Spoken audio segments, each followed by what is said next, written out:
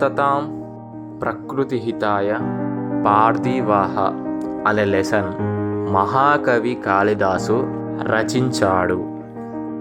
ఈ లెసన్ అభిజ్ఞాన శాకుంతలం సప్తమాంకం నుంచి స్వీకరించబడింది. మహాకవి కాళిదాసు 2 మహాకావ్యాలు, 2 షార్ట్ పోయమ్స్ మరియు 3 డ్రామాలు రాశాడు.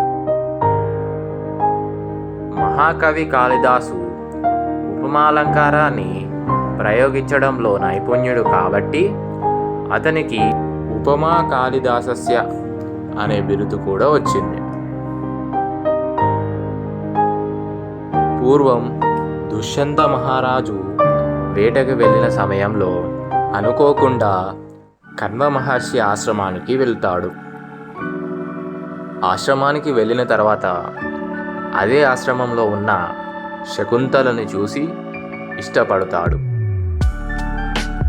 ఆ కణ్వ మహర్షి ఆశ్రమంలోనే శకుంతలని వివాహం కూడా చేసుకుంటాడు.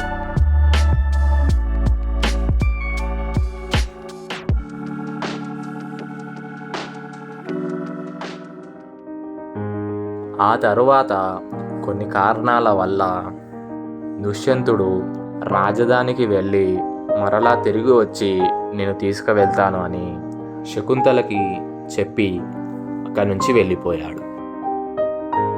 ఒకానొక రోజున దుర్వాస మహర్షి తన ఆశ్రమానికి వస్తాడు. అప్పుడు శాకుంతల ఇతన్ని పట్టించుకోకుండా తన భర్త గురించే ఆలోచిస్తూ ఉంటుంది. దాంతో కోపడ్డ దుర్వాస మహర్షి శకుంతలని శపిస్తాడు.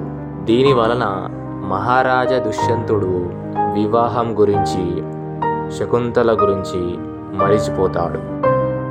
ఆ తర్వాత శకుంతల దేవే స్వయంగా దుష్యంత మహారాజు దగ్గరికి వెళ్ళిన ఆ శాపం కారణంగా దుష్యంత మహారాజు శకుంతలని గుర్తుపట్టలేకపోతాడు. దాంతో మహారాజు శకుంతలని తిరస్కరిస్తాడు. తన భర్త తిరస్కరించడంతో శకుంతలాదేవి మారీచ ముని యొక్క ఆశ్రమంలో నివాసం ఉంటుంది. పూర్వం దేవతలకు రాక్షసులకు ఎన్నో యుద్ధాలు జరిగాయి. అయితే స్వర్గంలో జరుగుతున్న మరొక యుద్ధంలో దేవతల తరపున ఇంద్రుడికి సహాయం చేయడానికి దుష్యంతుడు వెళ్తాడు. అక్కడ దుష్యంతుడి యొక్క పరాక్రమం వల్ల దేవతలు విజయం సాధిస్తారు. దాంతో ఇంద్రుడు దుష్యంతుడిని ఎన్నో విధాలుగా సన్మానిస్తాడు. యుద్ధం గెలిచిన కారణంగా ఇంద్రుడి యొక్క రథసారథి మాతలితో కలిసి స్వర్గం నుండి రథం పైన భూమికి వస్తున్నారు. అలా రథంలో వస్తున్న సమయంలో మాతలి దుష్యంత మహారాజు యొక్క పరాక్రమం గురించి పొగుడుతూ ఉంటాడు. ఒకసారి దుష్యంతుడు మాతలిని మనం ఏ మార్గంలో ప్రయాణిస్తున్నామని అడుగుతాడు. ఇప్పుడు మాతలి మనం పరివాహం అనే మార్గంలో ప్రయాణిస్తూ ఉన్నామని, ఆ మార్గం యొక్క గొప్పతనాన్ని, పర్వతాల గురించి మరియు అక్కడ నివసించే మనుషుల గురించి చెబుతున్నాడు. అదే మార్గంలో వెళ్తున్నప్పుడు ఒక గొప్ప పర్వతాన్ని చూసి దుష్యంతుడు ఆ పర్వతం పేరేంటి, దాని యొక్క విశిష్టత ఏంటి అని మాతలిని అడుగుతాడు. అప్పుడు మాతలి అది హేమకూట పర్వతమని, ఇక్కడ మారీచ ముని నివాసం ఉంటున్నాడని చెబుతాడు. ఇది విన్న దుష్యంత మహారాజు మారీచ మునిని కలవడానికి ఆ యొక్క ఆశ్రమానికి వెళ్తారు. అప్పుడు ఇతని కుడి భుజం అదరడం, అదే సమయంలో ఒక చిన్న కుర్రాడు కనిపించడం, ఆ కుర్రాడు కూడా సింహం పిల్లతో ఆడుకుంటూ ఉంటాడు. అయితే అది చూడగానే తన పుత్రుడే అనే భావన కలుగుతుంది. అయితే దానికి ఆశ్చర్యపోయినా దగ్గరికి వెళ్ళి అక్కడున్న తపస్వినితో ఆ బాలుడు ఎవరని అడుగుతాడు. అప్పుడు అతని పేరు సర్వదమనుడు అని మరియు ఇతను ఋషికుమారుడు కాదని తల్లి అప్సర జాతికి చెందిందని, కానీ తన భర్త నుంచి దూరం అయ్యాక ఆమె తన తల్లిదండ్రుల గురించి, తన భర్త గురించి చెప్పడానికి ఇష్టపడటం లేదని దుష్యంత మహారాజుకి చెబుతారు.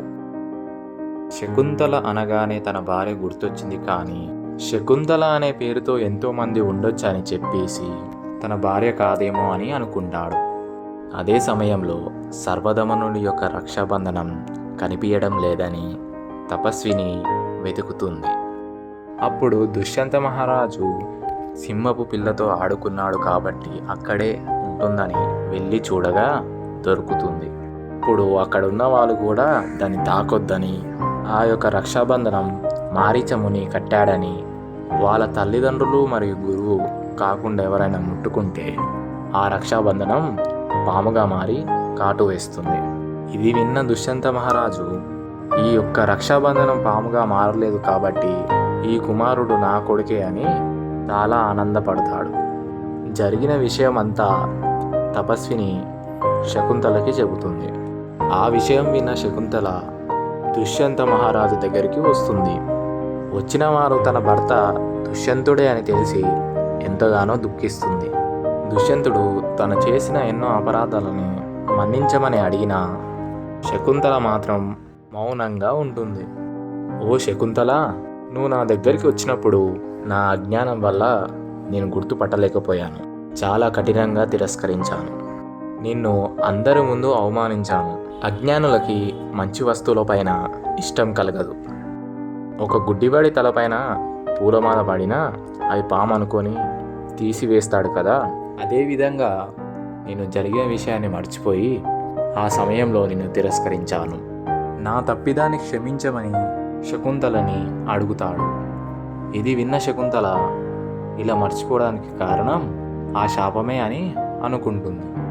అదే సమయానికి మారీచముని అక్కడికి వస్తాడు.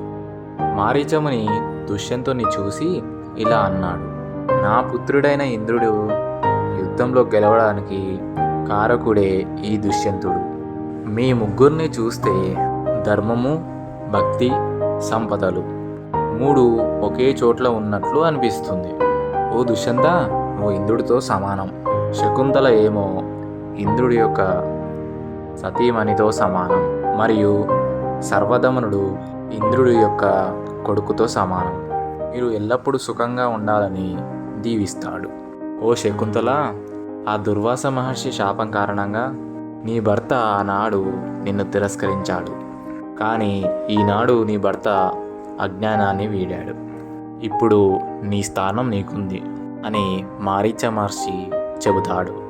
ఇది విన్న దుష్యంతుడు సంతోషపడతాడు. అయితే దుష్యంతుడు తన కొడుకు యొక్క భవిష్యత్తు గురించి మారీచమునిని అడుగుతాడు. అప్పుడు మారీచముని భరతుడు అనే పేరుతో ఈ భూమిని అంతటిని పరిపాలిస్తాడు అని చెబుతాడు. ఆ మాటలు విన్న తల్లిదండ్రులు సంతోషంతో మారీచముని యొక్క ఆశీర్వాదం తీసుకొని అక్కడి నుంచి బయలుదేరుతారు. రాజ్యానికి చేరుకున్న దుష్యంతుడు భరతునికి యువరాజ పట్టాభిషేకం చేస్తాడు.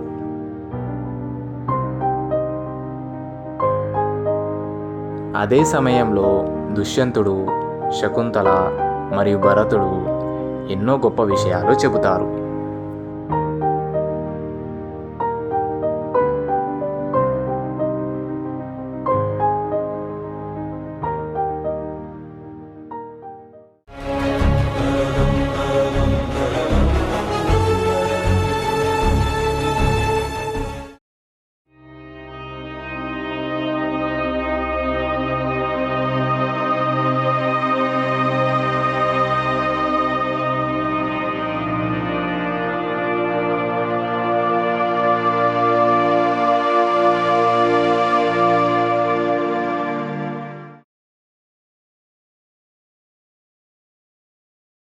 సరే మామ, ఉంటామలా.